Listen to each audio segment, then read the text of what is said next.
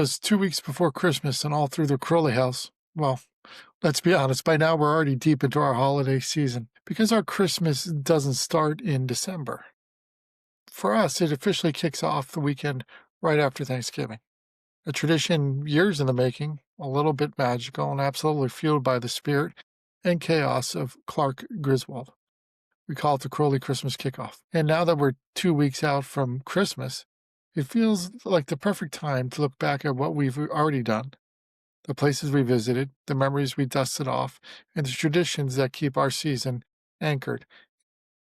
So, our first stop on our Christmas kickoff is typically Longwood Garden. This year, we moved it from Black Friday to Saturday because the Eagles were playing on Black Friday. We all know how that turned out, and I immediately regretted not going to Longwood Garden and instead watching the Eagles play that game. When we go to Longwood Gardens, it's our official start button, the moment that our family steps into the warm conservatories, wanders through the lights, and shakes off the last bits of autumn.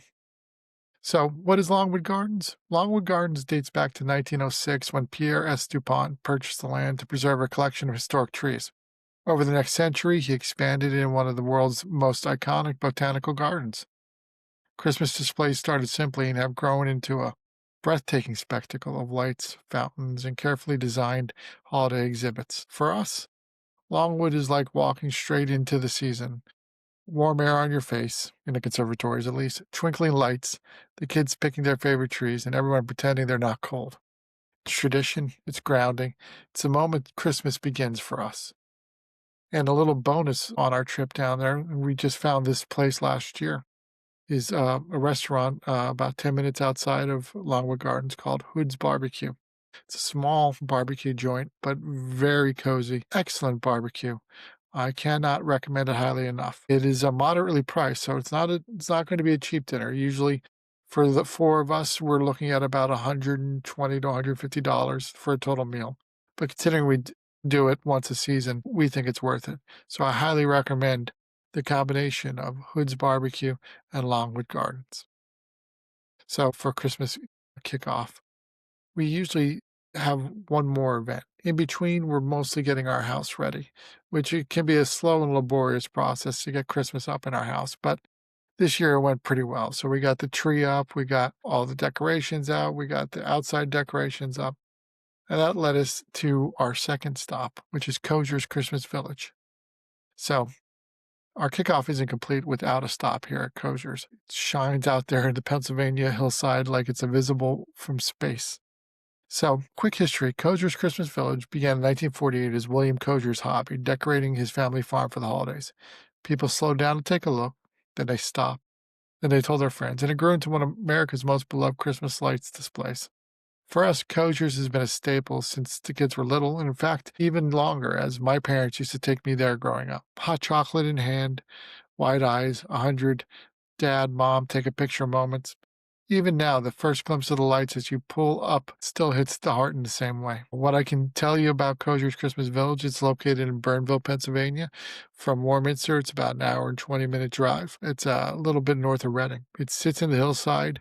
As you approach Koziar's, you come up over a small hill, and at the top of the hill, you can see Koziar's down in the valley. It's just a magical Christmas moment for the kids, especially when they're little, but even when they're bigger. It takes about an hour and a half to walk through the entire display. We typically go ahead and get hot chocolate at the beginning, walk around with our hot chocolate, look at all the displays, go inside the buildings, do some shopping. And it's an hour and a half total. And we spend more time in the car, but it's well worth it. It's a tradition that dates back over 75 years for Koziar's. And for me, I was a kid in the 80s when my parents used to take me here.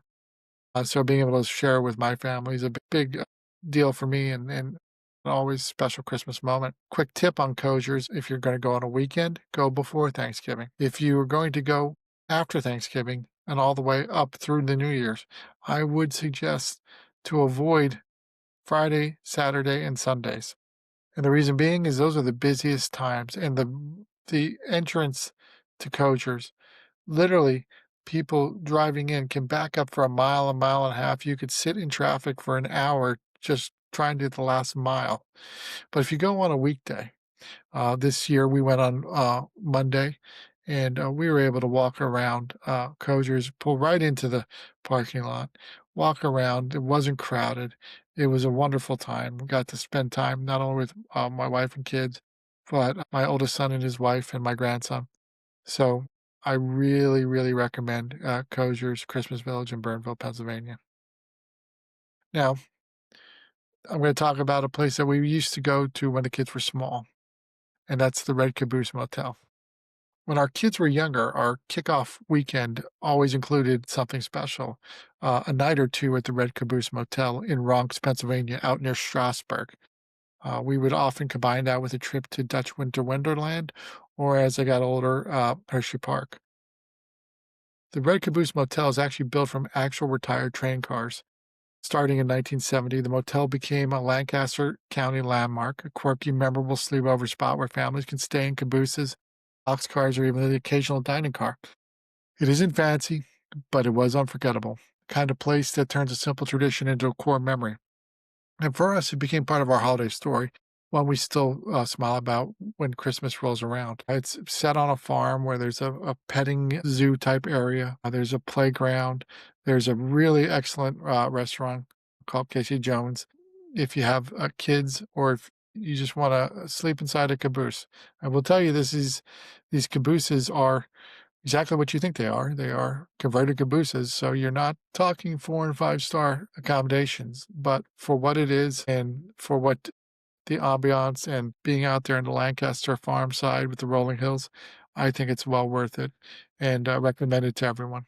Now here we are, December 11th. 'Twas 2 weeks before Christmas, and we already got a month's worth of memories under our belt. Now, that's what makes the Crowley Christmas kickoff so special. It lets us slow down early, before December gets noisy, before the shopping lists grow, before the calendar fills up and we're going from here to there to visit family. It's our family's way of saying, okay, Christmas starts now. And every year it works. Since we're 2 weeks from the big day, what traditions start your season? Whatever your holiday season may be, what places do you return to? What moments, big or small, makes your holidays work? Do you go and cut down a Christmas tree like my hero Clark Griswold did? Have you a must-watch movie night? Visit a certain display or festival? Take a family trip or do a holiday meal somewhere special? Bake cookies, light candles, sing carols, decorate early or late? No tradition is too simple. In fact, those are often the ones that stick with us the longest. Let me know what your family does. You might inspire someone else's brand new Christmas tradition. You might inspire mine. I'm always curious if there's things that I'm not aware of or I'm missing. I want to just say, from my family to yours, may your season be bright, your traditions be meaningful, and may all your Christmas lights work the first time you plug them in. Have a happy holidays from me and my family, and take care.